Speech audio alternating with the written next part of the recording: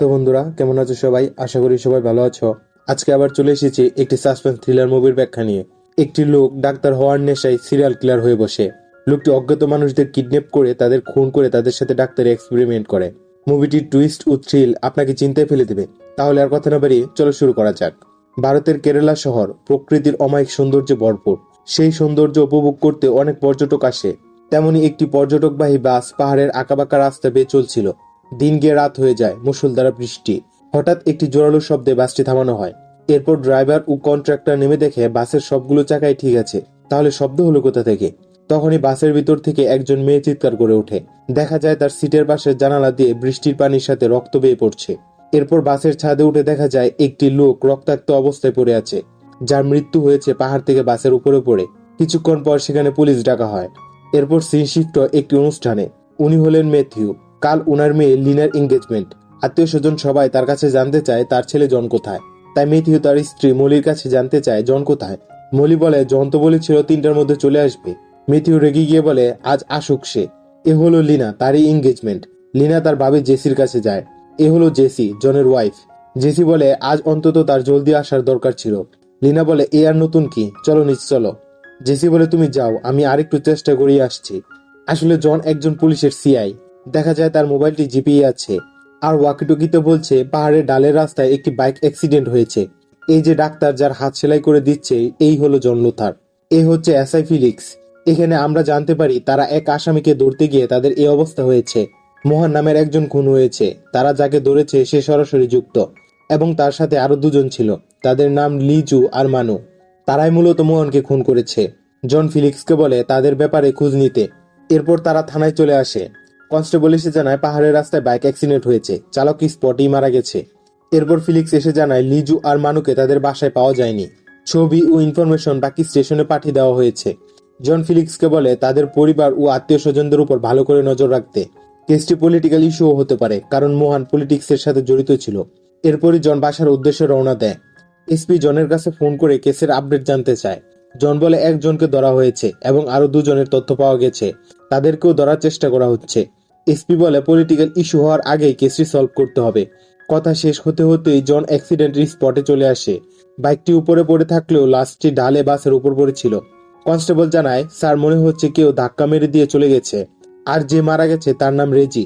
এর্নাপুরামে তার বাড়ি। তার বাড়িতে খবর পাঠিয়ে দেওয়া হয়েছে। জন বলে সকল থানায় খবর পাঠিয়ে দিতে, কারণ যে মেরেছে সে তাড়াহুড়ায় থাকবে। তাই সকল চেকপোস্ট সতর্ক থাকতে হবে।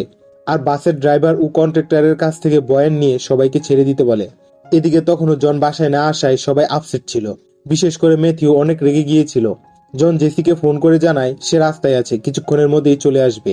এর কিছুক্ষণ পর জন বাসায় চলে আসে। তার বাবা দরজা খুললে জন তার হাতটি লুকিয়ে ফেলে যাতে কেউ দেখতে না পারে। ম্যাথিউ বলে এখন কেন এসেছো? একেবারে কাল চার্চেই আসতে। এরপর জন তার রুমে চলে যায়। পরবর্তী দিন সকালে জন বোন লিনাকে পার্লারে নিয়ে গিয়ে সাজিয়ে নিয়ে আসে। ততক্ষণে বাড়ির সবাইও জেনে যায় যে জনের হাতে আঘাত লেগেছে। এরপর সবাই মিলে চার্চে যায়। সেখানে লিনার এঙ্গেজমেন্ট সম্পন্ন হয়। অনুষ্ঠানের মাঝে জনের কাছে ফিলিক্সের ফোন আসে। ফিলিক্স তাকে কিছু গুরুত্বপূর্ণ তথ্য দেয়। ফোনটি রেখে জন জেসিকে বলে ইমার্জেন্সি আছে, তাই তাকে যেতে হবে। জেসি বলে এঙ্গেজমেন্ট তো এখনো শেষ হয়নি। এঙ্গেজমেন্ট তো সম্পন্ন হয়েই গেছে, এটা বলে জন বেরিয়ে যায়। জনের এভাবে চলে যাওয়া ম্যাথিউর কাছে ভালো লাগে না। জন থানায় চলে আসলে ফিলিক্স জানায় স্যার, হোটেল আর স্পটের মাঝে একটি এটিএম থেকে সিসিটিভি ফুটেজ পাওয়া গেছে। ফুটেজে প্রায় 8টার দিকে বাইকটি দেখা গেছে, কিন্তু বাইকটিতে তখন দুজন ছিল। রেজির সাথে প্রকাশ নামেরও একজন ছিল। ঘটনার পর থেকেই প্রকাশ মিসিং। প্রকাশের ওয়াইফ মিসিং রিপোর্ট করেছে, তবে সে এ থানার নয়, অন্য থানার আন্ডারে। জন বলে আশেপাশের হাসপাতালে কোনো অ্যাক্সিডেন্টে রোগী গিয়েছিল? ফিলিক্স বলে না স্যার, এমন তথ্য সামনে আসেনি। ফিলিক্স আরো বলে প্রকাশ একজন স্কুল টিচার।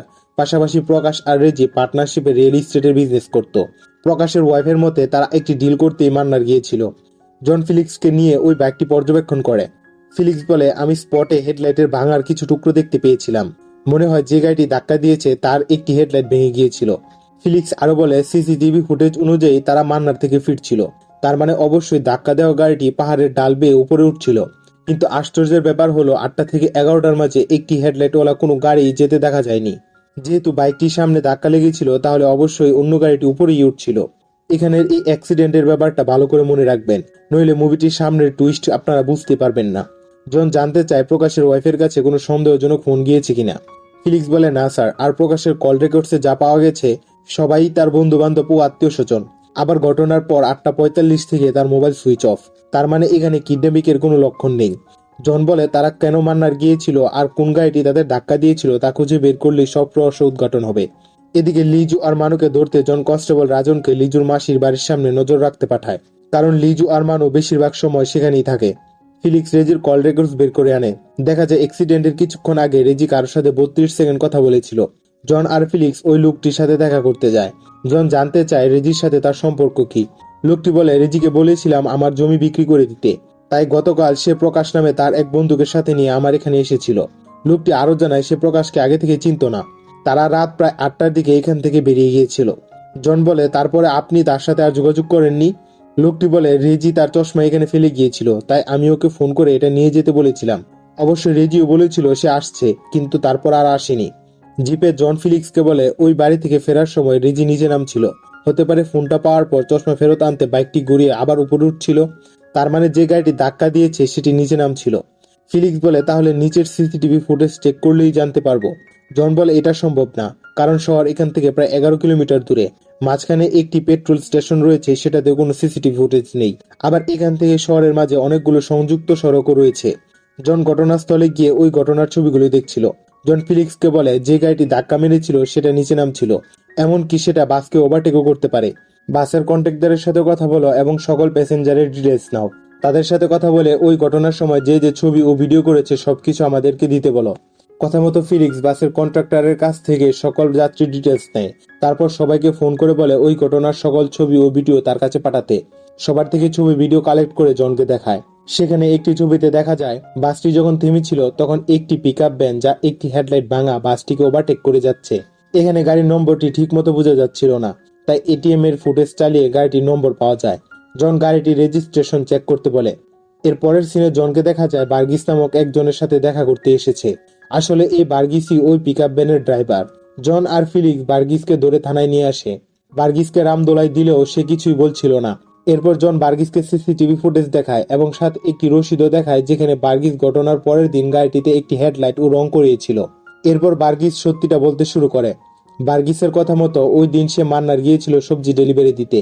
ফেরার সময় অনেক বৃষ্টি হচ্ছিল। বার্গিস গান শুনতে শুনতে গাড়ি চালাচ্ছিল। এরপর গান পরিবর্তন করতে গিয়ে হঠাৎ বাইকটিকে ধাক্কা দেয়। বার্গিস নেমে দেখে নিচে প্রকাশ পড়ে আছে আর রেজি নিচে ছিটকে পড়ে গেছে।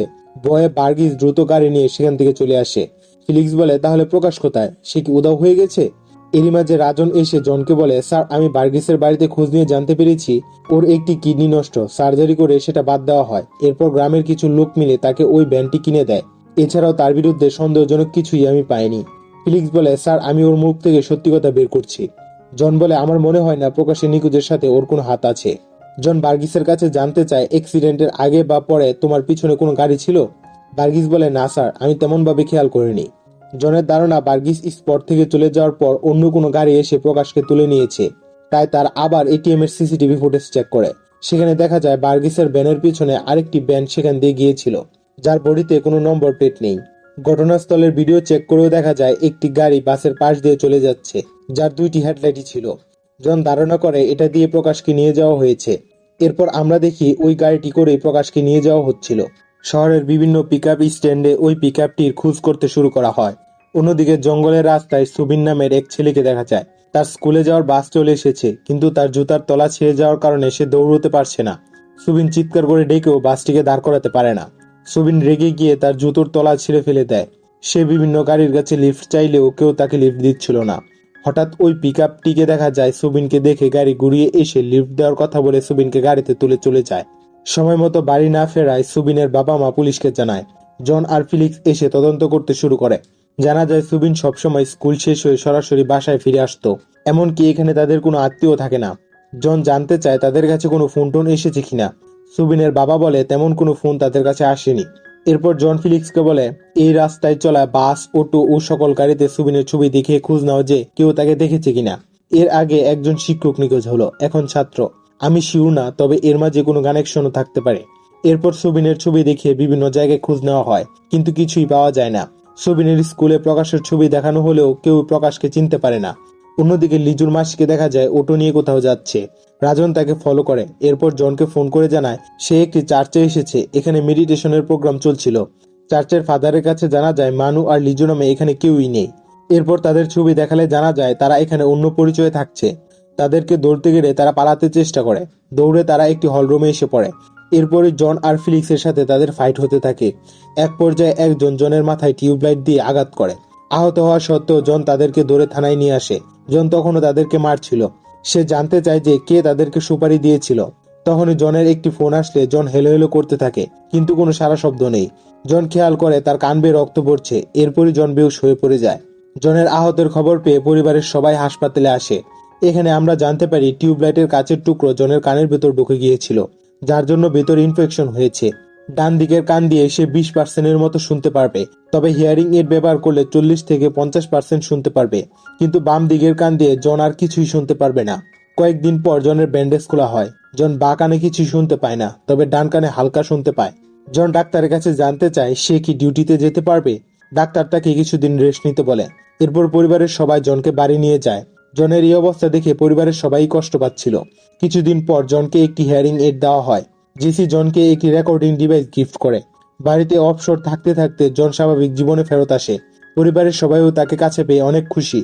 অন্যদিকে গীতা নামের এক মহিলাকে দেখা যায় বাড়ি বাড়ি গিয়ে চার্চের জন্য ভিক্ষা তুলছে। গীতা একটি বাড়িতে গিয়ে বাচ্চা দেখতে পায়। বাচ্চাটির মা ভিক্ষা দিয়ে গীতাকে বিদায় করে।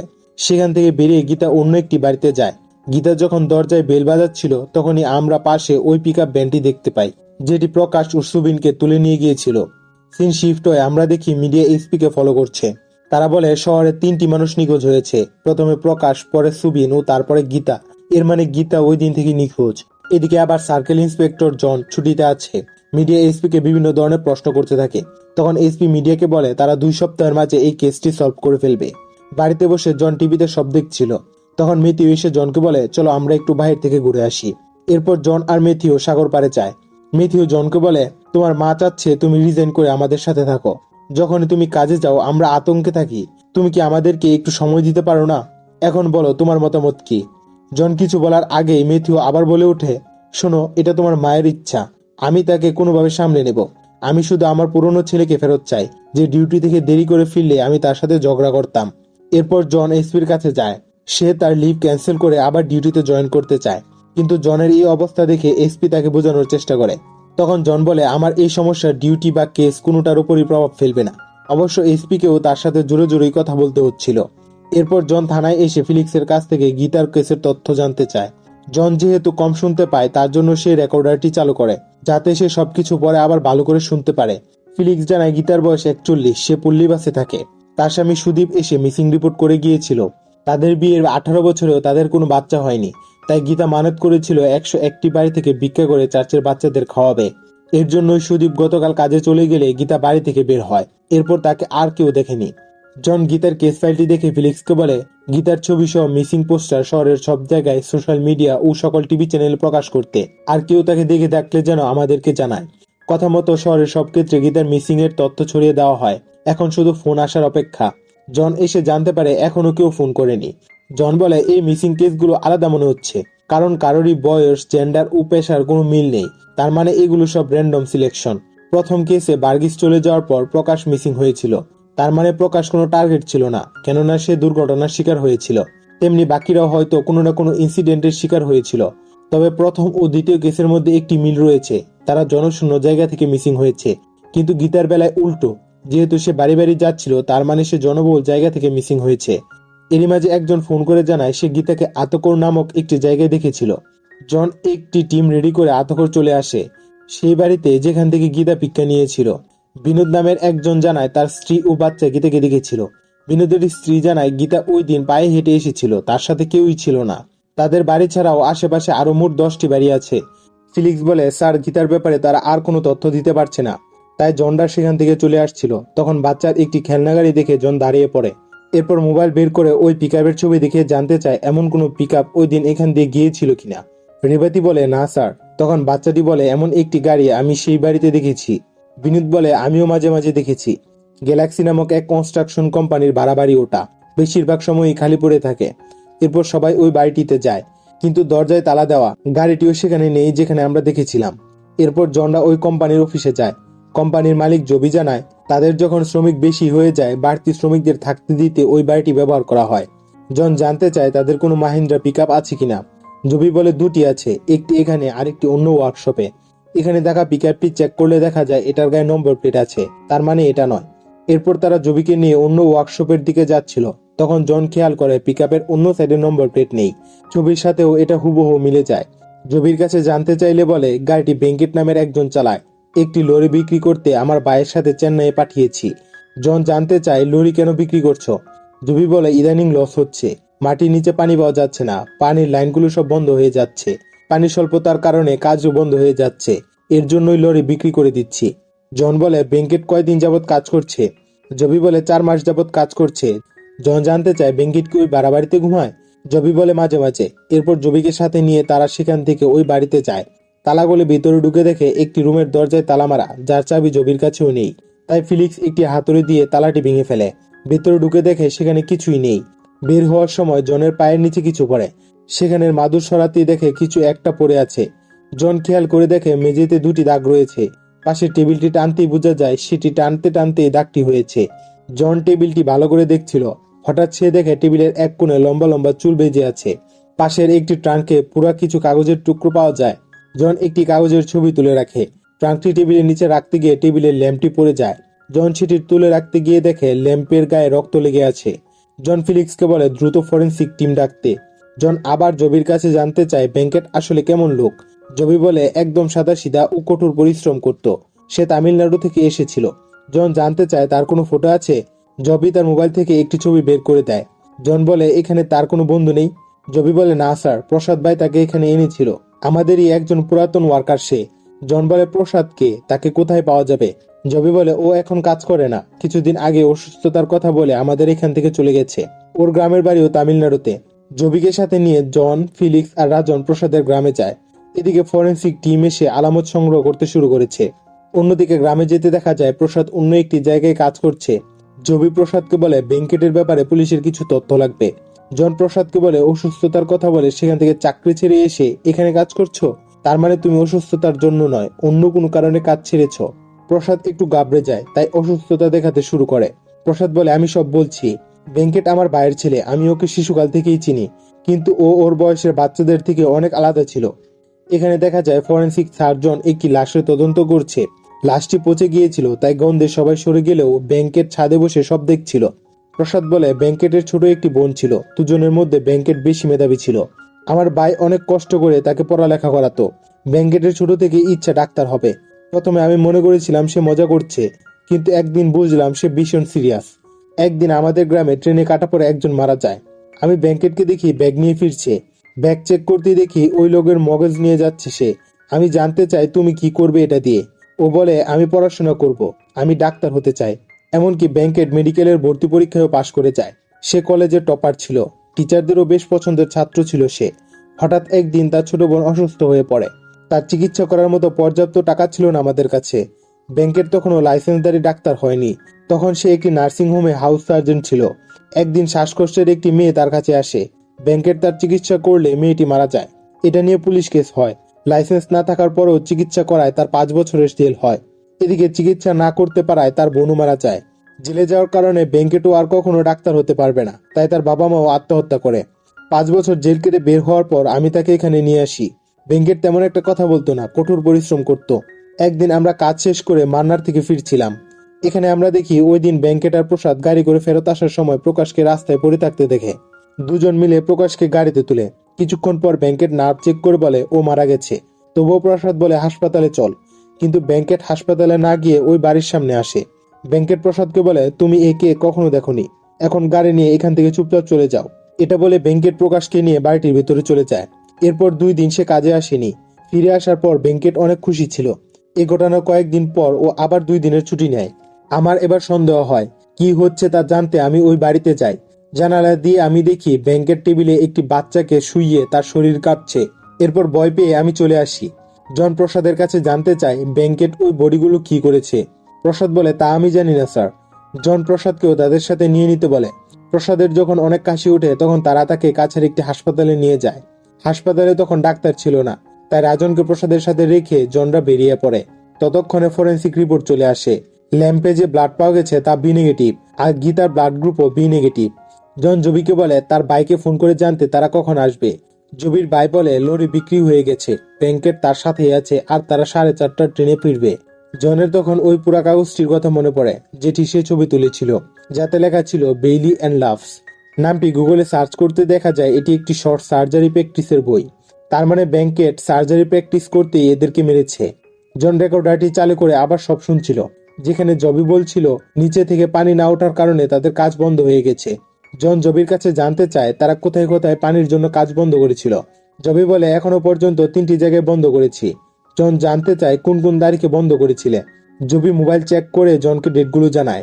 এখানে মিসিং কেসের ডেটগুলো চেক করে দেখা যায় একজন করে নিখোঁজ হওয়ার কয়েকদিন পরপরই পানির লাইনগুলো বন্ধ করা হয়েছিল।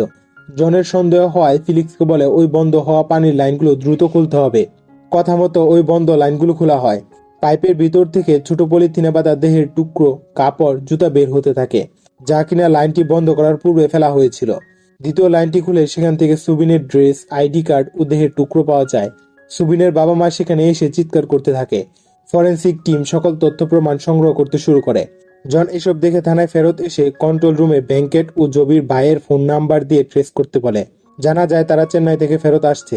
জবি জনকে বলে, স্যার ব্যাংকেট আমার ভাইকে কিছু করবে না তো? জন বলে, চিন্তা করো না, আমরা আছি তো। তখনই ফিলিক্স এসে এমন একটি তথ্য দেয় যা পুরো ঘটনাটিকে উল্টে দেয়। ডাক্তারদের ব্ল্যাক লিস্টে ব্যাংকেটের কোনো নামই নেই। জন নিজেও চেক করে দেখে ব্যাংকেট নামের কেউই নেই। তাই সে একটু দুশ্চিন্তায় পড়ে যায়। কিছু একটা ভেবে আবার সে লিস্টটি চেক করে দেখে এখানে ব্যাংকেটের জায়গায় প্রসাদের নাম রয়েছে। তার মানে প্রসাদই নিজের কাহিনী ব্যাংকেটের বলে চালিয়ে দিয়ে পুলিশকে বোকা বানিয়েছে। আসলে ব্যাংকেটই ডাক্তার হতে চেয়েছিল এবং ভুল চিকিৎসার ফলে তারই জেল হয়েছিল।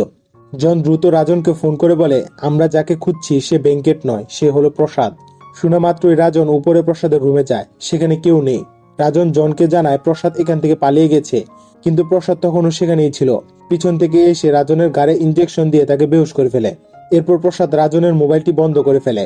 অন্যদিকে জন ফিলিক্সকে নিয়ে প্রসাদকে ধরতে বেরিয়ে পড়ে। জন সব স্টেশনে প্রসাদের ছবি পাঠিয়ে অ্যালার্ট করে দেয়।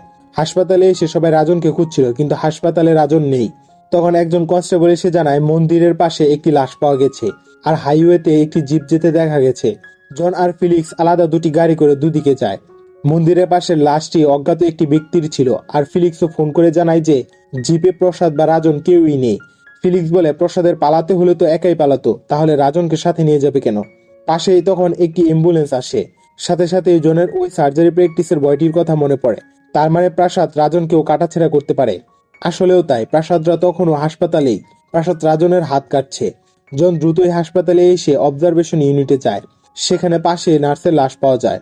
জন আর কনস্টেবলের শব্দ পেয়ে প্রসাদও অ্যালার্ট হয়ে যায়। চারিদিকে পর্দা থাকার ফলে দেখা যাচ্ছিল না। এ ফাঁকে প্রসাদ লুকিয়ে পড়ে। জন রাজনকে দেখতে পেয়ে তার কাছে যায়। অপরদিকে প্রসাদ কনস্টেবলকে ধরে নিয়ে গিয়ে মেরে ফেলে। জন তখন গান বের করে প্রসাদের ছায়া দেখেই সেখানে গুলি করে। প্রসাদ তখন সার্জিক্যাল নাইফ ছুড়ে মারে, যেটা জনের হাতে গিয়ে লাগে। এরপর প্রসাদ সার্জিক্যাল ব্লেড দিয়ে জনকে এলোপাথারি আঘাত করতে থাকে। জন যখন দুর্বল হয়ে পড়ে তখন প্রসাদ বলে, তোর কি মনে হয় আমি শুধু 3 জনকে মেরেছি? আমি এখন পর্যন্ত 16 জনকে মেরেছি, সবাইকে একইভাবে। প্রতিটি খুন ছিল আমার ইন্সপাইরেশন, কারণ আমি একজন ব্রিলিয়েন্ট সার্জন। এই সার্জন হওয়ার নেশায় সে মানুষকে খুন করে তারপর সার্জারি প্র্যাকটিস করে, যাতে সেও একজন সার্জন হতে পারে। এরপরই জন দৌড়ে প্রসাদকে নিয়ে জানালা ভেঙে নিচে পড়ে যায়। দুজনেই বেশ আহত হয়। প্রসাদ উঠে জঙ্গলের ভিতর চলে যাচ্ছিল। কিছু দূর যেতে জন প্রসাদের উপর ঝাঁপিয়ে পড়ে। এখানেও তাদের মাঝে ফাইট হতে থাকে। অন্যদিকে ফিলিক্স হাসপাতালে পৌঁছে গেছে। রাজনের এই অবস্থা দেখে দ্রুত অ্যাম্বুলেন্স ডাকে। জানালা ভাঙা দেখে সে বুঝতে পারে তারা জানালা ভেঙে নিচে পড়ে জঙ্গলের ভিতর চলে গেছে। ফিলিক্স জনকে খুঁজতে জঙ্গলে প্রবেশ করে। এদিকে প্রসাদ জনকে মারার জন্য জনের গলায় একটি কাপড় পেঁচিয়ে টানতে থাকে। জনের ফোন গাড়িতেই, তাই ফিলিক্স ফোন করে যাচ্ছে আর স্যার স্যার বলে ডাকছে। যেহেতু জনের হিয়ারিং এটি পড়ে গিয়েছিল, তাই সে কিছুই শুনতে পায় না। একসময় জন প্রসাদকে ফেলে দিয়ে ওই কাপড়টি প্রসাদের গলায় পেঁচিয়ে টান মেরে গাড়ের হাড় ভেঙে ফেলে, যার ফলে প্রসাদ সেখানেই মারা যায়। অনেক রক্তক্ষরণের জন্য জনও দুর্বল হয়ে পড়ে যায়। অন্যদিকে ফিলিক্স তাকে খুঁজেই যাচ্ছে। জনের চোখে তার বাবার চেহারা ভেসে ওঠে। তার বাবা তাকে ডাকছে। জন তার পকেটে থাকা রেকর্ডারটি চালু করে ফেলে। রেকর্ডারের শব্দ পেয়ে ফিলিক্স সেখানে এসে জনকে হাসপাতালে নিয়ে যায়। এরপর আমরা কিছুদিন পরের সিন দেখি। জন এসপির কাছে ওই কেসের ক্লোজিং ফাইলটি সাবমিট করে। তারপর এসপি তাকে আরো একটি নতুন কেসের ফাইল ধরিয়ে দেয়। আর মুভিটি এখানেই শেষ হয়ে যায়। তো বন্ধুরা, ভিডিওটি কেমন লেগেছে তা একটি কমেন্ট করে জানাবে। যদি ভিডিওটি পছন্দ করে থাকো তাহলে একটি লাইক দিয়ে যাবে। আর অবশ্যই চ্যানেলটি সাবস্ক্রাইব করে পাশে থাকবে। ধন্যবাদ।